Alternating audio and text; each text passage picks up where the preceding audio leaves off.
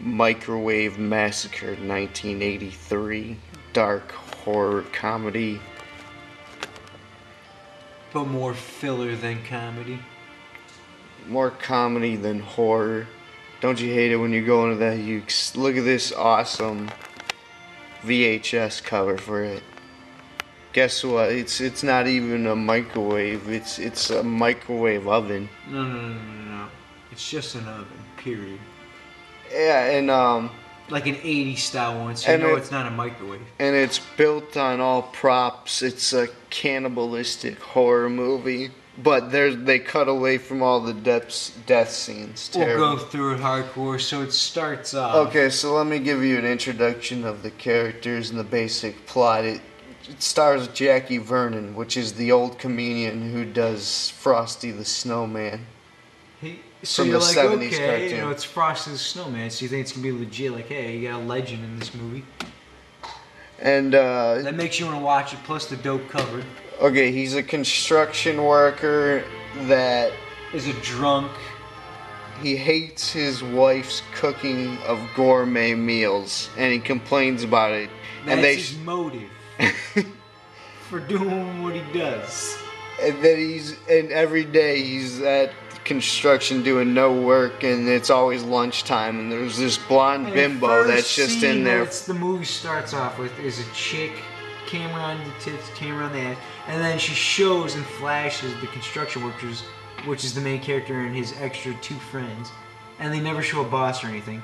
But that's the first scene. She like, okay. sticks her tits through the picket wooden fence, and you're like, if, and you're like, oh, that happens all the time when I'm moving a wheelbarrow at work, busting my ass.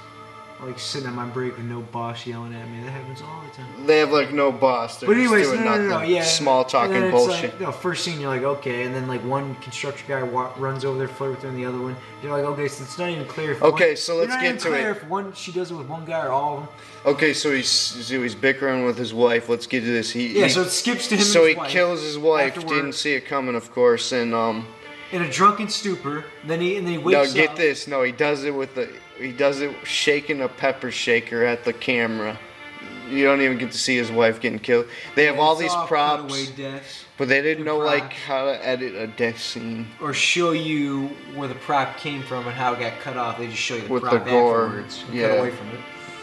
And so this is what he does. He puts her body, he tinfoils it up and puts it in the freezer. And finds her body in the freezer cut, and he's like, oh, and he's got nothing to eat. No. And then he goes into another drunken stupor, and that's how he ends up eating it for the first time. And he goes to a drunken stupor. And it's the best thing the meathead has ever had in his 50-year-old life. One night it's the drunken stupor of killing her, and the next night it's the drunken stupor of eating her. And he looks into the camera for 80s comedy effect, and it's totally like not even funny at all because you're just looking at him looking at you, and it's terrible.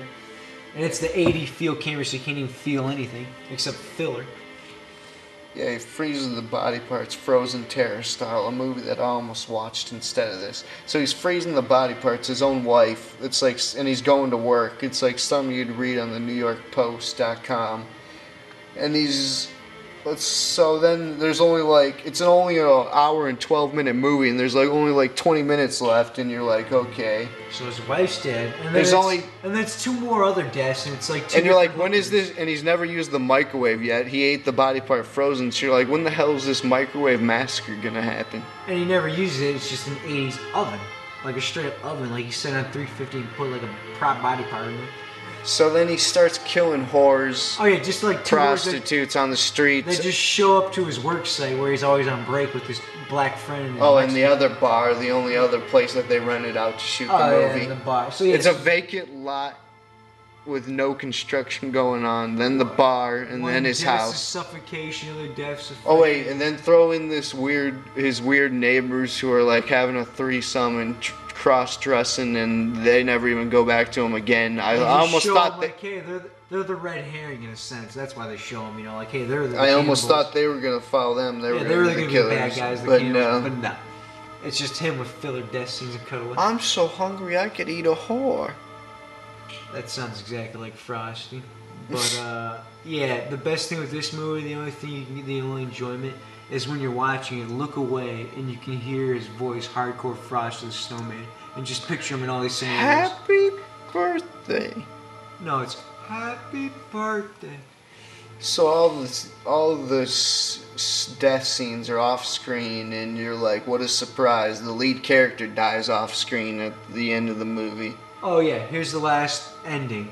He's got his sister of his wife, the sister of his wife. His sister-in-law, yeah. And he doesn't kill her, but he like, ties where's her May? up. He ties her up and puts her in the Where closet. is she? And then he's gonna kill her, but it cuts away from the killer's death, and then it's like he invited his friends over from the construction site for dinner, and they show up and find his body and don't even go to his body. For some reason, they go straight to the oven. They're like, hey, our friend's dead on the ground. But then they go to the oven where the props are, the body parts cooking. And then the producers are like, there's 5 minutes left in this. How can we squeeze? So moving people in a moving. How can we squeeze some more tits into this movie? And how can we explain to the audience why our killer's dead on the ground for no reason? Oh, he had a pacemaker That he got earlier in the movie that they summed up with an Amish doctor for comic relief. It was a scene that you thought that you could ignore, but hey, it comes into play. No, he wasn't Amish. He just had a beard. But anyways, so yeah, and then the way they sum it up is they have the. That's what they tried to make you believe. They have the moving out crew say, "Oh man, these wires are loose. Oh, anyone who has a pacemaker would be dead." Like the people, the moving crew wouldn't know why they're moving out this house, why the previous owner wouldn't be deceased. And then like they wouldn't know. No, it's because they just got the microwave oven in and it was installed bad. It's just an oven. And so his wife got the last laugh and her eyes glow up at the end in the freezer. And it's not even like... Oh, this part's hilarious. When she comes home to see him, his sister-in-law is his wife's sister, and like he's like, she's right in there, and she goes all the way up. She looks a little pale, and it's just like her head, under a blanket. No. It's Alcatraz style, where they used the paper mache for the balloon as their head, and added a little bit. That of was hair. the only dark and they move it horror comedy you get out of it. Terrible. It was terrible. D+ for me. I was just say overall for me is just terrible. I mean, it's like just filler and not worth seeing. No really. no props except for one or two, and cut away from everything else. Cut away death scenes, filler, cut away, and never finishing the story with anything that they show. And it's terrible. Terrible. This was L-Mid and JBM from Mr. Creepshow 09. We're out.